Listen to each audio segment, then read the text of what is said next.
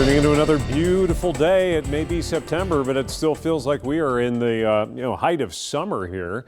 And we've got a little bit of cloud cover starting to puff up into the heat of the day. You can see that on the Keeneland Live Weather Bug camera. And the Max Track shows no precipitation to go along with it. We are sandwiched between showers and thunder showers that are impacting the East Coast, streaming up from the south, and as well a round of showers and storms out around Kansas City. So yeah, we're between the two waves. And guess what? That snow over Colorado is finally dying down.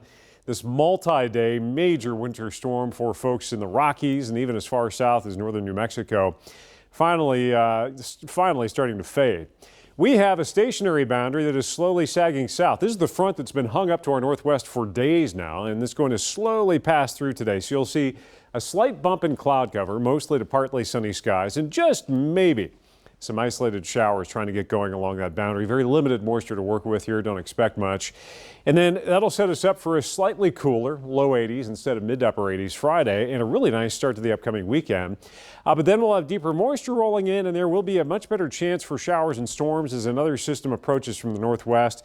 You can just start to see Saturday, as you get into the early afternoon, some scattered showers and storms starting to develop there. So about midway through the weekend.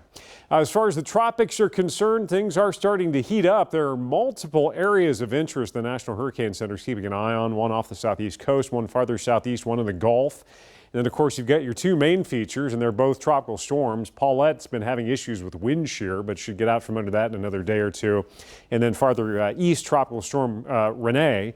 And then you've got another round coming off the African coast here and another one behind it. This one has a pretty high probability of strengthening, and that'll be one to watch because by mid to late September, with more of a southerly track, could be a threat for the Gulf of Mexico and maybe the southeastern coast of the U.S. We are at the statistical peak of the Atlantic hurricane season, so no wonder things are cranking up there. It's 82 degrees now. Speaking of some summertime warmth, we're already up to around our average high. The dew point's up there as well, so it's on the muggy side. It's 70 in Lexington. And highs are going to bump around pretty close to average, maybe a slight dip into next Tuesday. I know there's been all that cold air out west. You've been hearing all about it.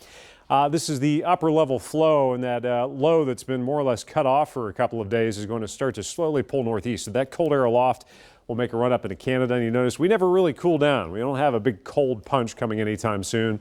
Signs that by the middle of next week there may be another trough digging into the Pacific Northwest. But overall, some consistency here, pretty much right around our average highs.